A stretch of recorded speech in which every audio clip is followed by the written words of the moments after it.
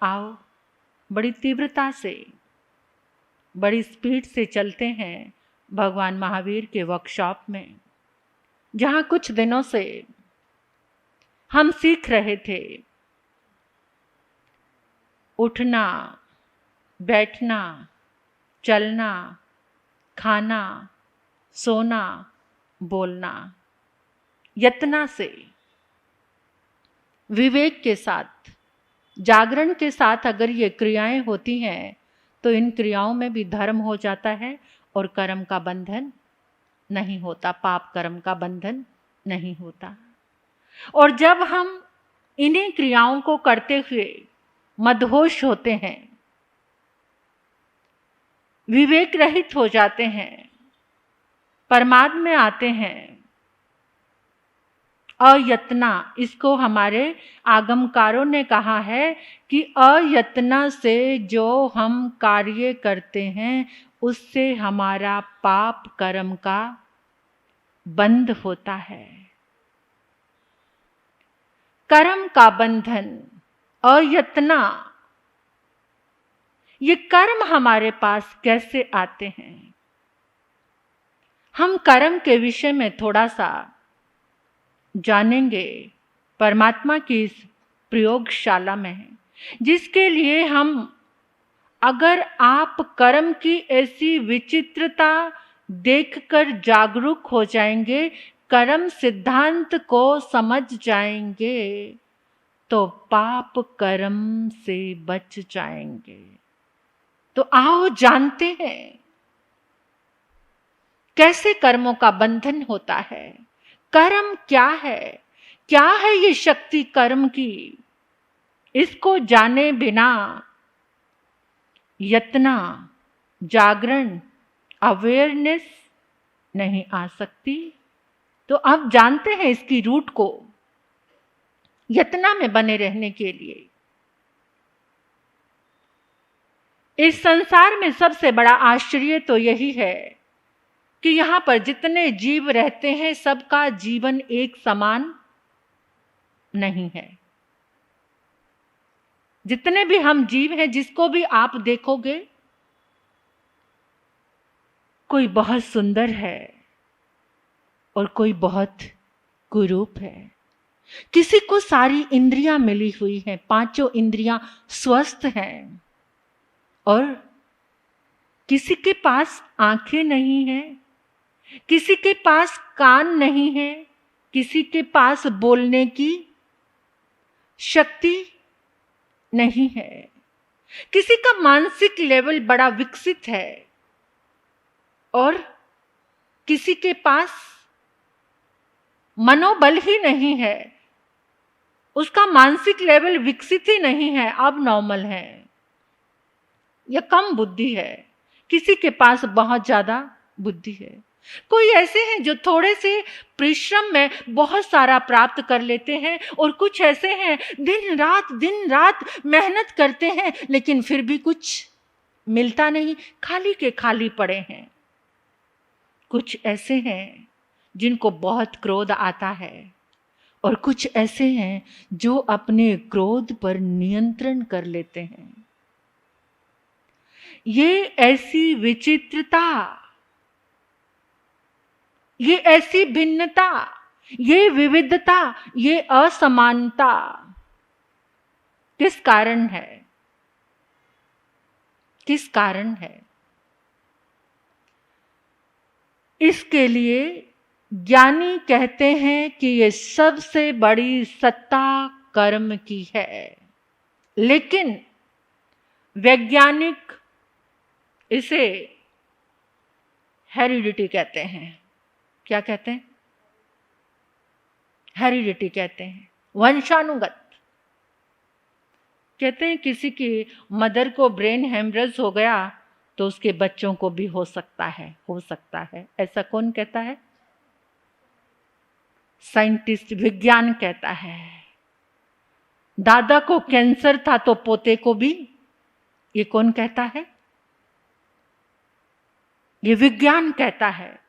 और मनोविज्ञान कहता है कि इसे लॉ ऑफ वेरिएशन, यानी भिन्नता, ये मनोविज्ञान कहता है।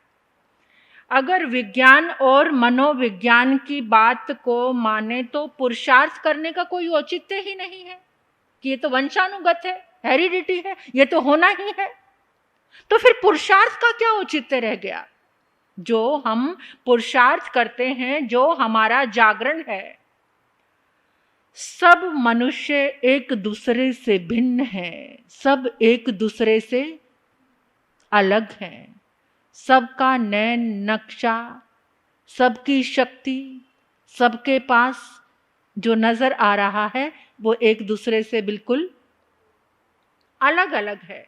इसका समाधान विज्ञान और मनोविज्ञान के पास नहीं है। हाँ, इसका समाधान है इस विविधता का, इस विचित्रता का, इस असमानता का। वो हमारे धर्म शास्त्रों में है, वो परमात्मा की वाणी में है, और उसका नाम है कर्म। जो हमारे धर्म शास्त्रों में आया कि ये जो भिन्नता, ये विविधता, ये विचित्रता, ये सब एक जैसा जीवन नहीं जी पा रहे हैं, सब अलग अलग हैं, वो किसके कारण है? वो कर्म के कारण है। संसार में रहने वाले हर जीव का कर्म भिन्न है। हर जीव की कर्म शैली, क्रिया शैली, काम करने का जो ढंग अलग है, तो उसका परिणाम भी उसको डिफरेंट वे में मिल रहा है। देखिए, कर्म की आदि करने वाला भी जीव है और कर्म को समाप्त करने वाला भी जीव है। ये जीव ही है जो कर्म की आदि करता है, कर्म की शुरुआत करता है, और कर्म को खत्म करने वाला भी कौन है? ये जीव ही है। और यही जीव है जो पुरुषार्थ करता है। जो कर्म युक्त आत्मा है वो कर्म रहित परमात्मा बन जाती है। कब? ये सारी बातें बड़े सीक्वेंस में एक के बाद एक हमारे सामने आएंगी, और बड़ा हार्ट टचिंग, रोम रोम में स्पंदन करने वाला सब्जेक्ट है ये कर्म। जब तक कर्म को नहीं समझेंगे तब तक जागरण आ ही नहीं सकता। कर्म सिद्धांत भगवान महावीर की साधना का, जैन दर्शन का एक सबसे बड़ा मुख्य सब्जेक्ट है, सबसे इंपॉर्टेंट, कि कर्म की सत्ता को समझे बिना कोई सुखी हो ही नहीं सकता, कोई शांत हो ही नहीं सकता, जब तक कर्म समझ नहीं आएगा। और कर्म सिद्धांत का तो एक ही स्वर है। जो कर्म सिद्धांत है ना, उसका एक ही गीत है, एक ही संगीत है। अच्छा करोगे तो अच्छा मिलेगा, और बुरा करोगे तो, ये संगीत है कर्म का। कि जैसा जैसा इस सूत्र को जो स्वीकार कर लेता है तो वो दृढ़ हो जाता है अपने विश्वास में, वो अशुभ से बच जाता है। जो ये स्वीकार कर लेता है कि अच्छे भले का भला, बुरे का बुरा, नतीजा मिला करता है। करके बुरा चाहे भला, ये हरगिज नहीं हो सकता है। जो कर्ज तुमने ले लिए वो कर्ज तुमको देने पड़ेंगे, देने पड़ेंगे, देने पड़ेंगे, देने पड़ेंगे। क्या? जो गम किसी को हमने दिए हैं वो गम तो हमको लेने पड़ेंगे। जो तुमने दिया है उसे तो लेना ही पड़ेगा। इस कर्म सिद्धांत पर जो विश्वास रखता है वो हमेशा एक चिंतन जरूर करता है। जब कर्म की सत्ता समझ आ जाती है ना, कर्म सिद्धांत पर जब विश्वास आ जाता है तो वो एक चिंतन उसका जरूर चलता है, मैं कौन हूं? हु एम आई? कौन हूं मैं?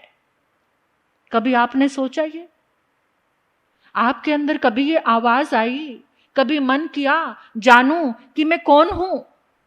मैं कौन हूं, मैं कहां से आया हूं और कहां मुझे जाना है, मेरी दिशा क्या है। कभी नहीं आया ये भाव। जब तक ये भाव नहीं आएगा तब तक सुखी नहीं हो सकते। जानना है मैं कौन हूं। जो आज नाम मिला है वो हैं आप, वो हैं आप। वो कौन है जिसको नाम मिला है, वो कौन है। जो आप यहां पर बैठे हो, आप कौन हो, हम कौन हैं, बोलो कौन है। नाम इस देह को मिला हुआ है, इस औदारिक शरीर का नाम है, जिस नाम की पहचान में, जिस नाम के सम्मान में हम आज उलझे हुए हैं और एक दूसरे से टकरा रहे हैं, लड़ रहे हैं, झगड़ रहे हैं। किसके लिए? इस देह के नाम के लिए। गाली किसको दे दी, अपमान किसका कर दिया, किसका? इस देह का। इतना तिलमिला जाते हैं, इतने टकरा है, जन्मों जन्मों का टकराव इस देह के नाम के लिए, इस देह के काम के लिए, इस देह के आराम के लिए। सब कुछ इसी के लिए चल रहा है। आराम करने को नहीं मिला तो किस पर दोष। इस देह को विश्राम नहीं मिला तो किसको, इस आत्मा को विश्राम नहीं मिल रहा तो किसको दोष दे रहे हो। कभी दोष दिया कि अनादि से इतने कषायों की जो लड़ाई, टकराव, इतना कुछ चल रहा है, वो दोष किसको है, किसको दोष है? पूर्व जन्मों के शुभ कर्मों के कारण आज तुम्हें ये सुनने को मिल रहा है। आज तुम्हें ये श्रेष्ठ जीवन मिला है।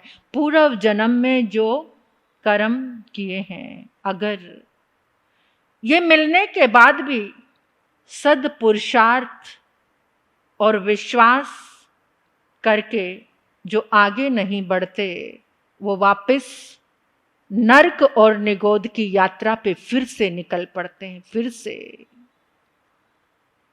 इतना अनादि समय जिसको अर्ध, कितना कितना आप लंबा चलते जाएंगे, आप उलझते जाएंगे, पता ही नहीं चलेगा। ये अर्ध पुद्गल परावर्तन, इतने समय से ये आत्मा इस संसार के चक्कर लगा रही है। परमात्मा कहते हैं अगर मनुष्य जागरूक होकर पुरुषार्थ करता है, विश्वास करके कदम आगे बढ़ाता है, तो अपनी हर बुरी से बुरी आदत को छोड़ सकता है, अपने हर बुरे से बुरे कर्म को काट सकता है, अपने सारे नेगेटिव विचारों को बदल सकता है, अशुभ को शुभ में, दुर्भाग्य को सौभाग्य में बदल सकता है। कब? अपने विचारों को कब? जब उसको समझ आ जाएगा ना कि कर्म का सिद्धांत क्या है, कर्म की सत्ता क्या है, कैसे कैसे थोड़े से मदहोशी में कैसे कर्मों का बंध होता है, और एक एक कर्म तुम्हारे लिए, ये कर्मों की पूरी श्रृंखला आएगी और वहां पर आएगा एक अद्भुत जागरण। आजकल इस दुनिया में, अभी इस सदी में जो चल रहा है, सबको बहुत एक बड़ी बीमारी है। वो बीमारी है ओवर थिंकिंग, अधिक विचारों का। अक्सर लोग परेशान होकर आते हैं और क्या कहते हैं कि महाराज जी बहुत ज़्यादा विचार आते हैं, रात को सोते सोते भी विचारों से ऐसा लगता है, सुबह उठते हैं ऐसा लगता कि सोए ही नहीं, नींद लेने के बाद भी नींद नहीं है, आराम नहीं है, रिलैक्स नहीं हो पाते हैं। उसका कारण क्या है? जो ये ओवर थिंकिंग है, यानी हम अपनी बुरी आदत को नहीं बदल पा रहे, उसको और ज्यादा आगे बढ़ा रहे हैं। तो ओवर थिंकिंग का कारण क्या है, पता है आपको? क्या कारण है? नहीं पता ना? Over informations. आज इस मोबाइल के माध्यम से, इंस्टाग्राम के माध्यम से, व्हाट्सएप के माध्यम से, फेसबुक के माध्यम से, और भी बहुत सारे आपके सामने कितनी ही ऐसी एप्स हैं जिनको आपने चालू किया है, उसके माध्यम से जो ओवर इंफॉर्मेशंस हैं वो आपको ओवर थिंकिंग देते हैं। जितने ज़्यादा आप वीडियोस, मैसेजेस, जितनी चीज़ें आप देखेंगे, खोलेंगे, जितना जितना देखते चले जाओगे उतना ही कहाँ जमा होता चला जाएगा। बाकी के और काम आपके पूरे करते हैं ये जो टीवी सीरियल हैं, मूवीज़ हैं, सीरीज़ हैं, जो भी चीज़ें देखते हैं। यानी हम अपना सारा समय कहाँ पर लगा रहे हैं, उसी से आ रही है ओवर थिंकिंग। आपको डायबिटीज़ है, आप किसी दोस्त के घर में गए हैं, वहाँ उन्होंने तरह तरह की मिठाई सजा दी है, तो आप क्या खाएंगे उसमें से? आपको बीपी हाई की प्रॉब्लम है और वहाँ पे डीप फ्राई इतने सारी चीज़ें रखी हुई हैं, तो आप क्या खाएंगे उसमें से? खाएंगे? अगर धड़ाधड़ मिठाई खाते चले जाएंगे तो क्या हो जाएगा? वहां पर आप जागे हैं कि धड़ाधड़ मिठाई खाएंगे तो शुगर लेवल क्या हो जाएगा? ये जो धड़ाधड़ इंफॉर्मेशंस आपके पास आ रहे हैं, धड़ाधड़ उनको खोलते जा रहे हैं, सुनते जा रहे हैं, पढ़ते जा रहे हैं, तो वहां से क्या हो रहा है?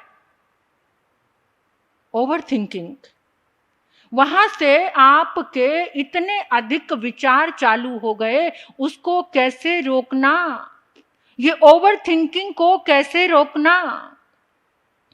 उसके लिए जब आप जागेंगे तभी वो रुक सकती है। क्या जागेंगे?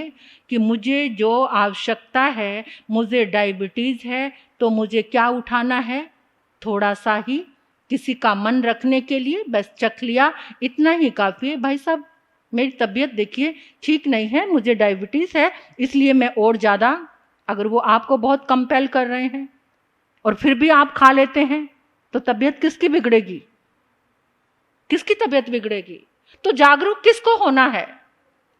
जागरूक हमें होना है। उस चीज में कोई शर्म रखने की जरूरत नहीं है कि तबीयत बिगड़ जाएगी। इसी तरह से ये मीडिया, सोशल मीडिया, ये व्हाट्सएप, ये इंस्टाग्राम, जो कुछ आपको परोस रहे हैं, उसमें से आपको क्या उठाना है जो आपकी डाइट को सूट करे, जो आपकी डाइट को सूट करे। कौन सी डाइट? Emotional diet. जो आपकी इमोशनल डाइट को सूट करे, उस सोशल मीडिया से आपको वही उठाना चाहिए जो यहाँ को शक्तिशाली बनाए, जो मन को अच्छा बनाए। ये नहीं जो वीडियो आए उसको ही देखने लगे, जो मैसेज आया उसको ही सारा दिन ऐसे ही बिता दिया और ऐसे ही बिताते हैं इनको देखते हुए।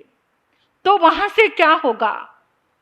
ये हमारा जो कर्म का विश्वास है, अगर आप कर्म सिद्धांत को समझकर अपने विश्वास के साथ जो चीज़ आपको नुकसान नहीं दे रही, अगर वो उठाते हैं, तो आपकी बुरी से बुरी आदत भी बदल सकती है। आपका हर एक नेगेटिव विचार पॉजिटिव हो जाता है। अगर ऐसा मान ले जो कर्म में लिखा वही हो जाएगा।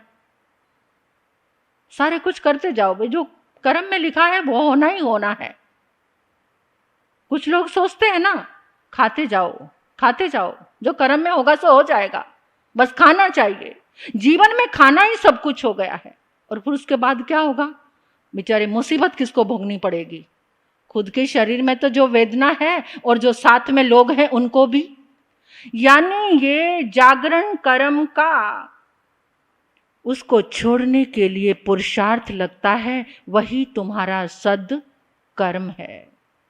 जब तुम कर्म के भरोसे बैठे होगे, भगवान महावीर की टोटली जो सारी साधना है वो पुरुषार्थ की साधना है कि तुम्हें पुरुषार्थ करना है।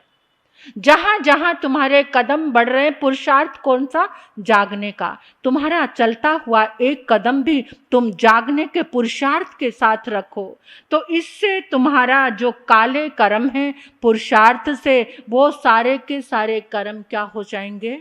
वो भी सफेद हो जाएंगे, निर्मल हो जाएंगे। इन कर्मों की बड़ी विचित्र लीला को समझने के, और ये पुरुषार्थ तुम्हारा पाप को पुण्य में बदल देगा, धर्म को अधर्म में बदल देगा, अशुभ को शुभ में बदल देगा। इसलिए कर्म सिद्धांत जीवन में परिवर्तन करने के लिए है। सबसे बड़ा परिवर्तन परिवर्तन का कोई अद्भुत विज्ञान है तो वो कर्म सिद्धांत है। और कर्म का शासन तो सारे संसार में चल रहा है। कर्म का कानून, कर्म के कानून के सामने सभी फेल हैं। जैसे समाज को चलाने के लिए, जैसे देश को चलाने के लिए कुछ व्यवस्थाएं रखी जाती हैं, जैसे धर्म संघों को चलाने के लिए कुछ आचार संहिता होती है, ऐसे ही जीवन को, प्रत्येक प्राणी को अपने जीवन को अच्छा बनाने के लिए उनके पास विचार है, मन है, काया है। ये 3 योग हैं। इन तीनों योगों को जो साध लेता है, जो जागरूक हो जाता है, कर्म सिद्धांत का नियम जिसको समझ आ जाता है, वही अपने जीवन को आगे बढ़ा सकता है।